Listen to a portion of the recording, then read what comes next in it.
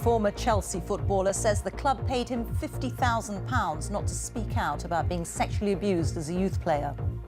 Gary Johnson told a newspaper he was repeatedly assaulted in the 1970s by the chief scout who since died. For them to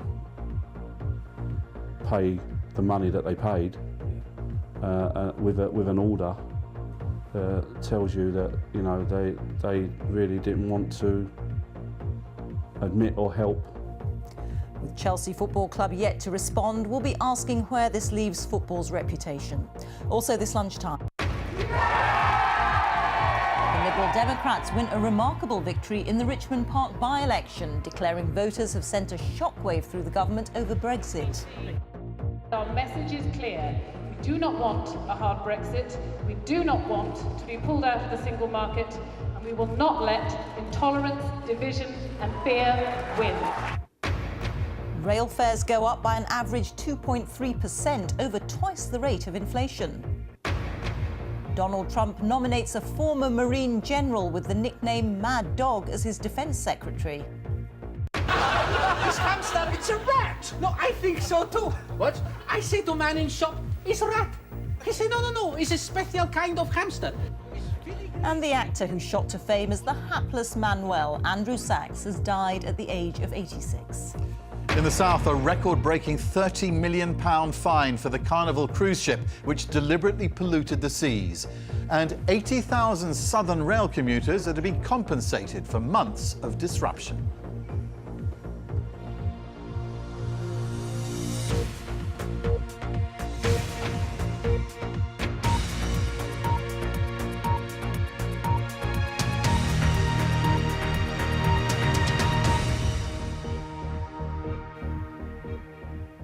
Good afternoon and welcome to the BBC News at 1.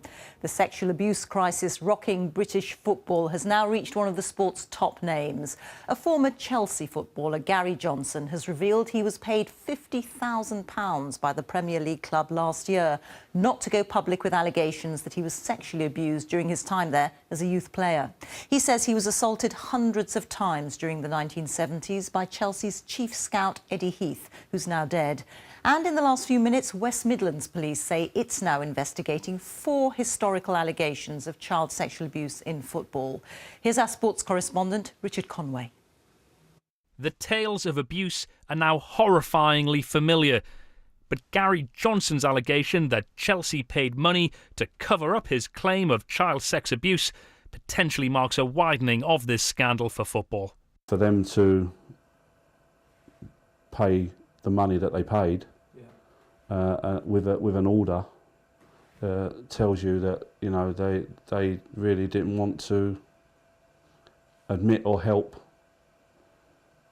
myself for fear of being exposed.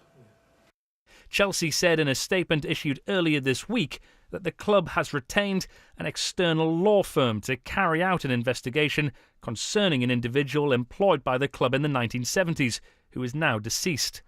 The club also say they will work with the Football Association and provide assistance as part of its wider investigation. I understand Chelsea's lawyers and insurers advised the club to insert a confidentiality clause into their agreement with Gary Johnson, but it is the club themselves who removed that clause this week. It comes as the Football Association say they will investigate and punish any club complicit with silencing victims, calling any such deal morally repugnant. Gary Johnson claims Chelsea's former chief scout Eddie Heath abused him hundreds of times in the early 1970s. Those who knew Eddie Heath say he was an important figure within football in London at the time.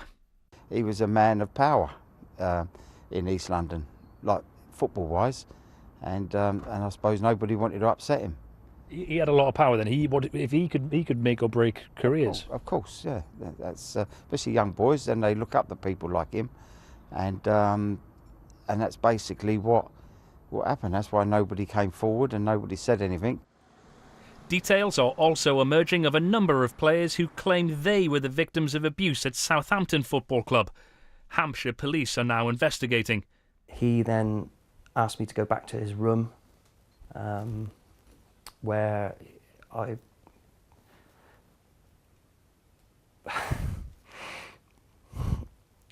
basically let down. And he... Dean goes on to detail an explicit sexual act. Football's past actions and potential inactions are catching up with its present, and with police forces continuing investigations across the country, for now, the future is just as dark. Richard Conway, BBC News, Chelsea. The Liberal Democrats have won a major victory in the Richmond by-election, overturning a Tory majority of 23,000.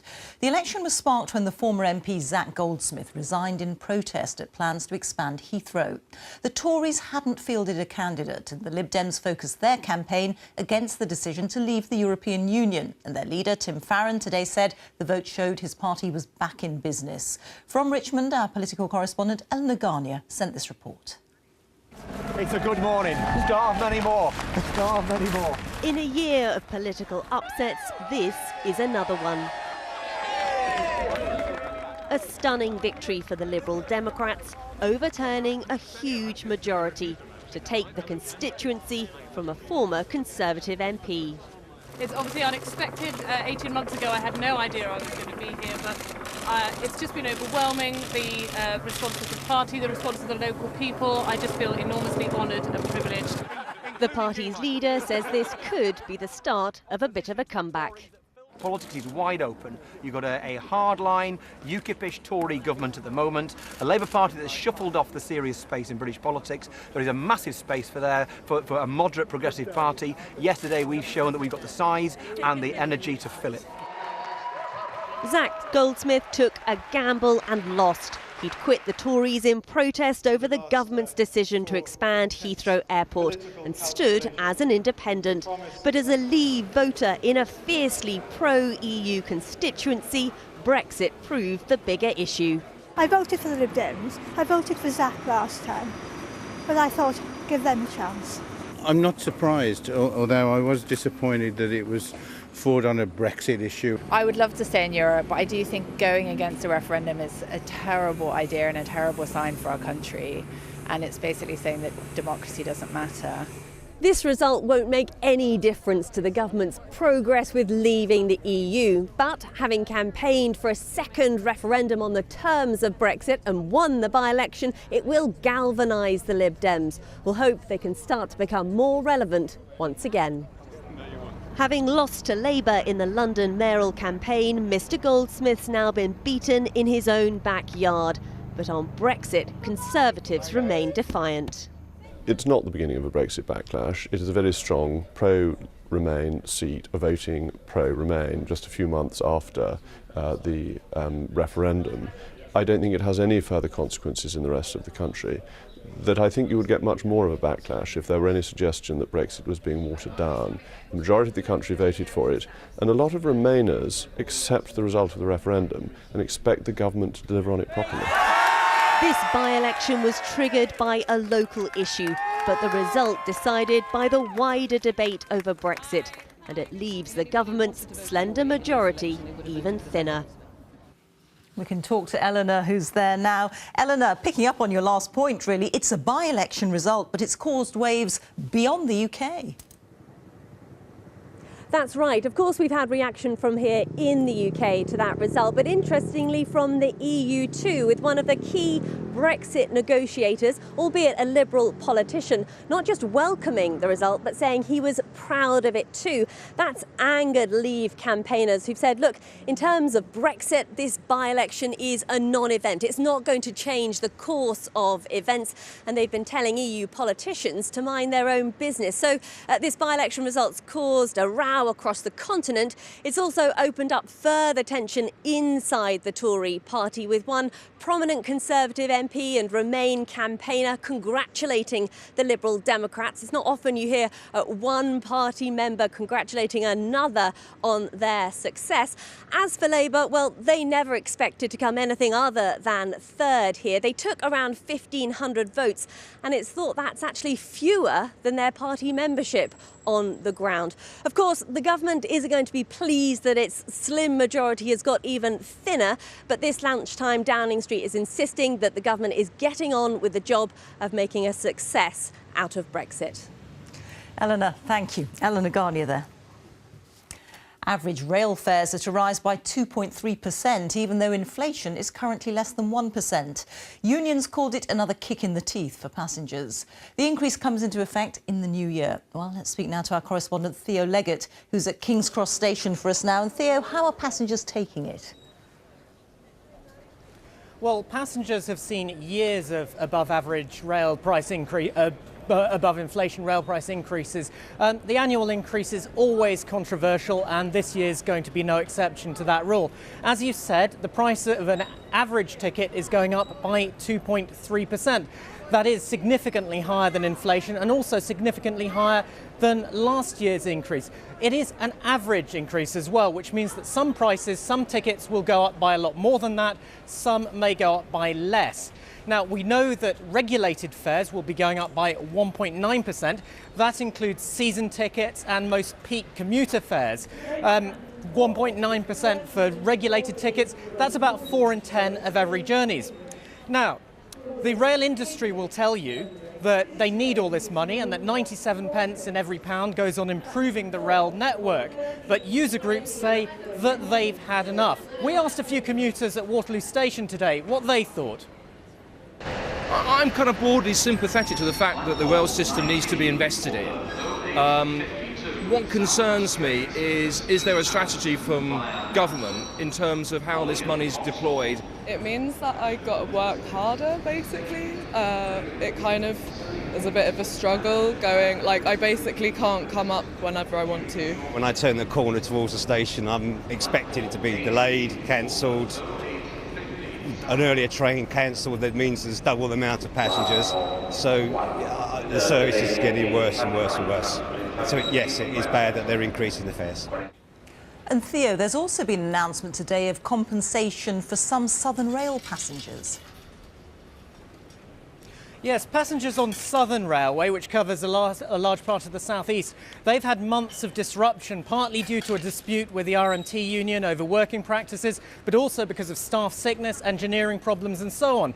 And today the government has come out and said that annual season ticket holders will be able to claim back a refund equivalent to 1 month of their season ticket. So if you've got a ticket from London to Brighton, for example, that's £370. But what's interesting here is that money is not coming from the company itself. It's coming from the government, which has set aside £15 million worth of taxpayers' money to refund passengers for the inconvenience they've suffered. Theo, thanks very much. Now, as comedy one-liners go, they don't get much more memorable than Manuel's "I know nothing" in Fawlty Towers. It was the line made famous by the actor Andrew Sachs, who's died at the age of 86. John Cleese, who co-wrote the comedy, called Sachs's portrayal of the waiter from Barcelona inspired. His own judgment: it was just a part I was playing and people seemed to laugh. Here's David Silito. Let me explain.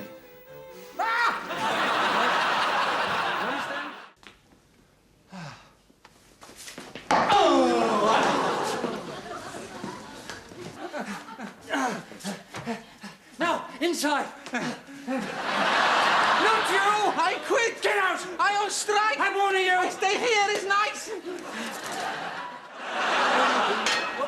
Poor Manuel, the bruised, poked and permanently put upon waiter from Barcelona. The phrase comedy classic is desperately overused, but with Fawlty Towers, it's a fact. Andrew Sachs and John Cleese created some of television's most memorable comic moments. On screen, one tormented the other. Off screen, they were friends for more than 40 years. It's like playing tennis with someone who's exactly as good as you are, and you play with them every week. Sometimes he wins and sometimes you win, but somehow there's a rapport, and it comes from the very deepest part of ourselves. You know, you could work on it, but in our case, we never had to work at it. It all happened so easily. The young Andrew Sachs had trained at RADA. He appeared in dozens of BBC dramas and on stage honed his skills in farce and physical comedy. A perfect grounding for Manuel, but his roots lay in Germany. His parents had brought him to Britain to escape the Nazis. His Jewish father had at one point been arrested by the SS. Little Andrew arrived, not speaking a word of English. My mum never told me anything in English. I didn't know a word of English. So she thought she'd better do something about this. And just before we came to England, started going, she said, once you go to England, you must understand some English. And I will give you a sentence that you must say if you are having a walk or you meet someone in the street. And what you must say is this: I am sorry, I do not understand you. I am a little German boy. And I only ever used it once. That likeable Spanish waiter Manuel, played by Andrew Sachs in the TV comedy series Fawlty Towers. Manuel was famous around the world, but Andrew Sachs was quiet, reserved, happy to hide behind the moustache. There were many other roles, and that perfect accentless English was heard in many voiceovers. I'd like to apologize for these terrible... So when the lewd voicemail jokes of Russell Brand and Jonathan Ross made front-page news, it was for him and his family deeply upsetting. What is that? It's my hamster. And for his many fans, it smacked of cruelty to an actor who had brought so many laughs with his filigree Siberian hamster.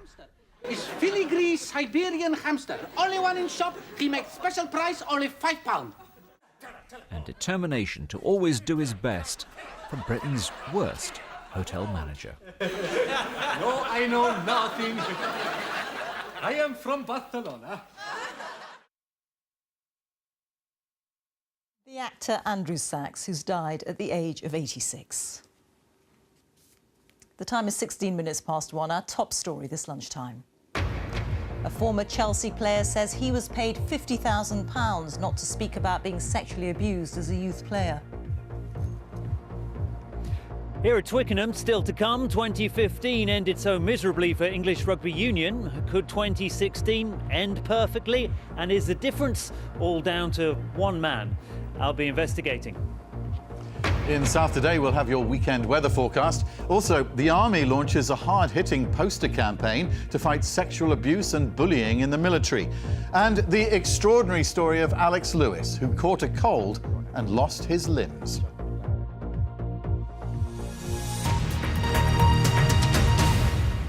Now he's a former US Marine general, a Gulf War veteran, and to his fans, a revered soldier. Now James Mattis has been nominated by President-elect Donald Trump as Defense Secretary. He likened him to the famous World War leader General Patton. US law says a nominee must have been out of the military for 7 years, and Mr. Mattis only left 3 years ago, so his appointment will need a special vote in Congress.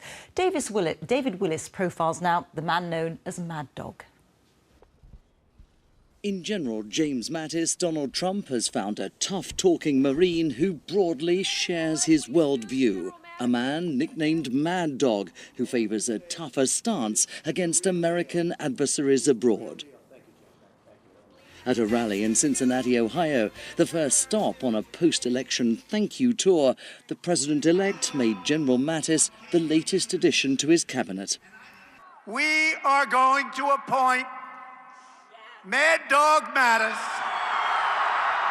as our Secretary of Defense. They say he's the closest thing to General George Patton that we have, and it's about time. It's about time. 66-year-old General Mattis led a Marine division to Baghdad during the 2003 invasion of Iraq, returning the following year as commander of American troops in a hard-fought battle to retake the city of Fallujah. In 2010, he was appointed leader of U.S. Central Command, responsible for military operations in the Middle East and South Asia. But that was not before he found himself in hot water over remarks he made about the Taliban in 2005. Actually, it's a lot of fun to fight them, you know. It's a hell of a hoot. It's fun to shoot some people. I'll be right up on you. I like brawling. Sit down, you guys. Sit down. General Mattis has called the Iranian regime the single most enduring threat to stability and peace in the Middle East. But he differs from Donald Trump over Russia and has called the president-elect's conciliatory comments ill-informed. David Willis, BBC News, Washington. The Foreign Secretary Boris Johnson says the UK has a historic post-Brexit function as the world's leading campaigner for free trade. In his first major foreign policy speech, Mr Johnson also said that Britain would support Donald Trump's campaign to get NATO countries to spend more on defence. Well, our diplomatic correspondent James Robbins is here with me now. So, James, this is an endorsement of Mr Trump's position on NATO spending. It is on this specific point. It was a very carefully calibrated endorsement, I think, of the President-elect. Boris Johnson wanted to use what he cast as a deliberately serious speech, I think, to counter some of those who criticise him for being too clownish on the world stage by dealing with big security threats. And he said that Britain's role, now and post-Brexit, would be to defend and preserve the best of the rules-based international order, as he put it. And he pointed in particular to the need for NATO to be as effective as possible as the best guarantor of peace, and that was when he endorsed the call from President Trump, President-elect Trump, that more money should be spent by other European countries. Here's what he said. President-elect Donald Trump has a point. It cannot be justified that one NATO ally, America, accounts for about 70% of the alliance's defence spending, while the other 27 countries manage only 30% between them. Now, Boris Johnson was very careful also in his speech not to be drawn on the interstices, the detail of the Brexit negotiation. He wouldn't even follow Philip Hammond and David Davis down the road of saying that it might actually be necessary for Britain to pay more to the EU to guarantee access to free trade. But he did make the big point that he wanted to stress that in his view, being in favour of leaving the European Union in no way made Britain xenophobic. OK, James, thank you. Many parents say they don't understand the current rules on the kind of car seats and boosters they need to use for their children, or even how to use them. Last year, there were over 4,500 incidents where drivers broke the law. That's unlikely to be helped by new rules coming into force next year. Richard Westcott spoke to some mothers who said they were confused. It's about like their height, isn't it? At different heights, they go into booster seat from a normal car seat. So, yeah, but I'm not sure what the height is. For me, I mean, this is my third one, so even at this time, I'm still going back to the store to ask them questions just to make sure. Obviously, I just want to make sure he's safe. I think there should be more clear guideline to what we really need to do, what different for different ages and stuff like that. So, what are the rules? UK law says all children should be in the right seat until they're either 12 years old or 135 centimetres tall, whichever comes first. Children weighing more than 2 stone 4 can travel on the backless cushion seats. That weight goes up to around 3.5 stone under new rules due to start next spring, but, confusingly, only if you buy a new seat. So this is how you test whether a car seat is safe or not. It's effectively like a giant catapult. You've got these bungees down here, and they recreate a 30-mile-an-hour crash. You can see they're fitting the seat now, and this is the dummy they use. It's a 3-year-old child, or it will be. It's actually very heavy, but it recreates the weight of a 3-year-old child. And inside here, it's got sensors called accelerometers, and they measure what's happening to this dummy's body so they can see how the crash is going to affect the child. Every seat you buy has been put through its paces like this. I mean, this is the kind of video no parent likes looking at. It looks very dramatic, but what are you looking for here? So we're looking at how far the heads move forward here. If we cross the white line, then it's a clear fail.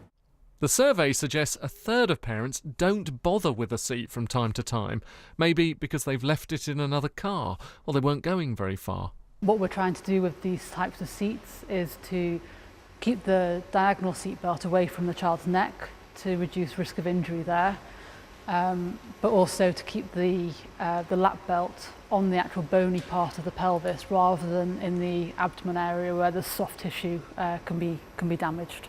You can be fined £30 on the spot if you break the rules, but no wonder parents are getting confused. More than half of the people we interviewed had no idea that the rules were changing with regards to car seats, and actually 15% of drivers admitted that they've never used a car seat before either, which is actually quite staggering. The best advice for drivers: measure the height and weight of your child and check the instructions on the seat. Safety experts here say it could help save their life. Richard Westcott, BBC News. 4 of the world's biggest cities are to ban diesel cars and trucks by the middle of the next decade. Paris, Mexico City, Madrid and Athens say they're implementing the ban to improve air quality and to promote walking and cycling. Well, our environment analyst, Roger Harabin, is here with me.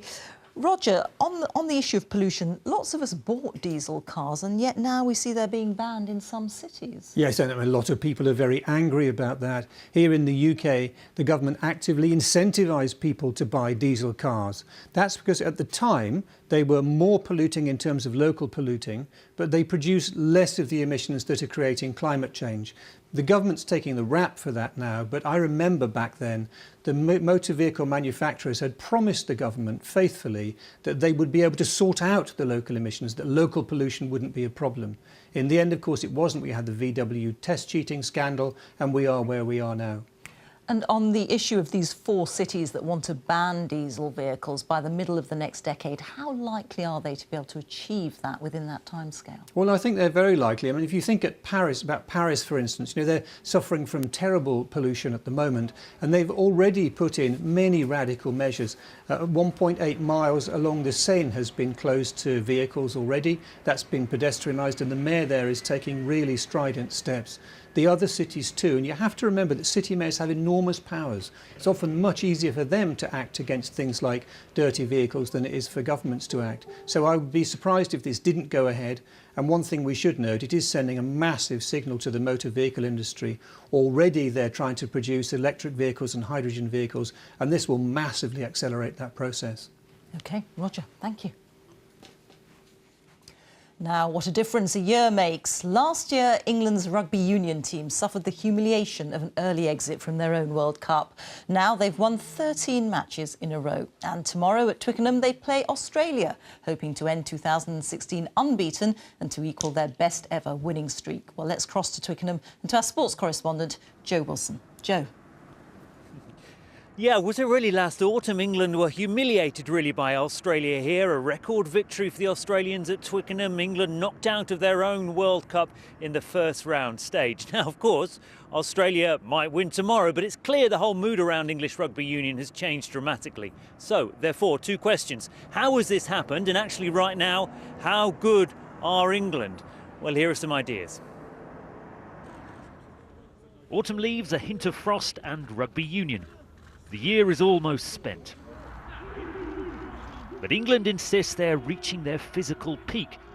3 victories in November brought the total to 13 in a row. They've won every game in 2016. To Johnny May! And this a team humbled at last year's World Cup.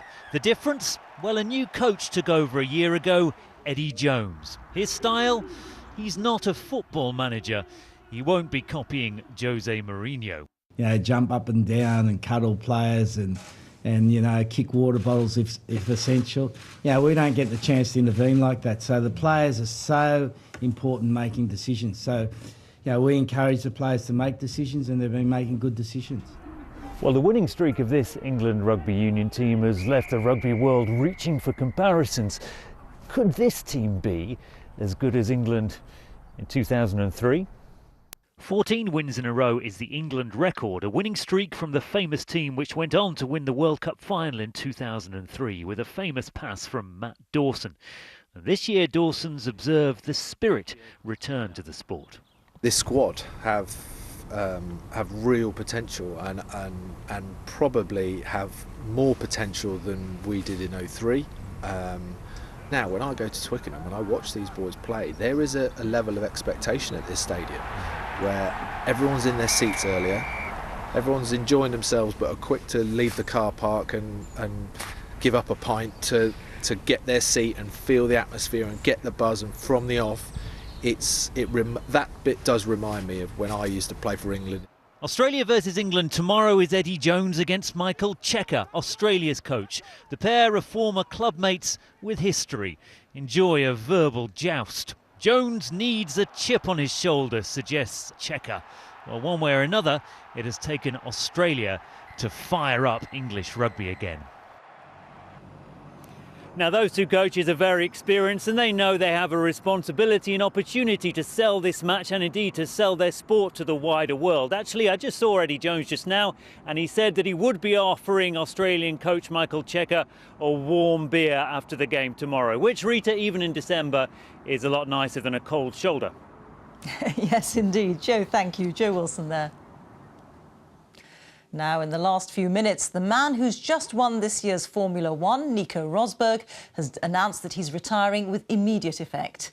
The Mercedes driver only won the championship on Sunday after coming second in the Abu Dhabi Grand Prix to Britain's Lewis Hamilton. In a statement, he said it had been a damn tough year, but it was right to retire while he was at the peak of his career.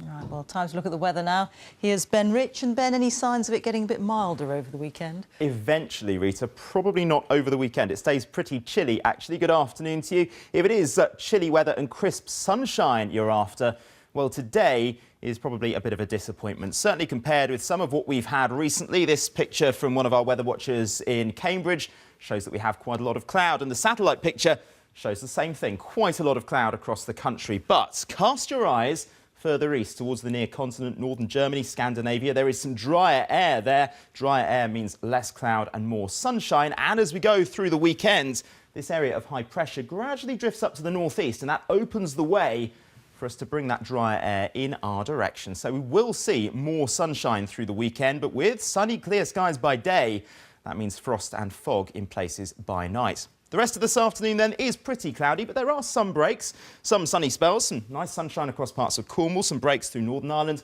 Northern England, parts of Scotland. Also, just a few splashes of rain across the east coast with a weak weather front drifting in. Temperatures struggling a little bit, particularly where we have the thickest of the cloud. One or two places struggling to get much above freezing, particularly across parts of the West Country. But with that extra cloud through this evening and tonight, it means most of us aren't going to get particularly cold. Many of us avoiding a frost, perhaps in eastern and northern areas later in the night as the skies begin to clear again. We could see a touch of frost and maybe some fog patches too.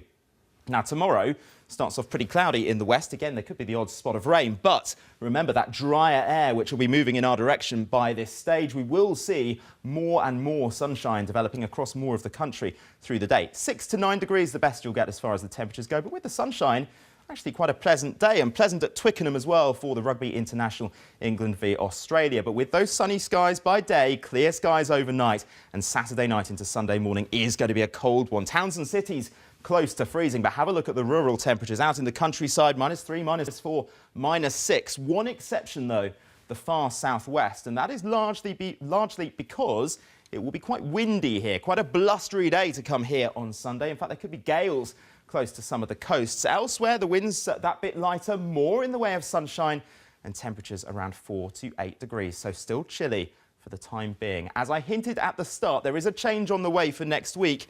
See these yellow colours heading in our direction. We will see milder conditions on the way. So after a chilly start to the new week, perhaps with some fog as well, it will turn milder. With that, unfortunately, we'll see some rain. Rita. Thank you, Ben. A reminder now of our main story this lunchtime. A former Chelsea player says he was paid £50,000 not to speak about being sexually abused as a youth player. Well, that's all from the BBC News at 1, so it's goodbye from me. And on BBC One, we now join the BBC's news teams where you are. Have a good afternoon. Bye-bye.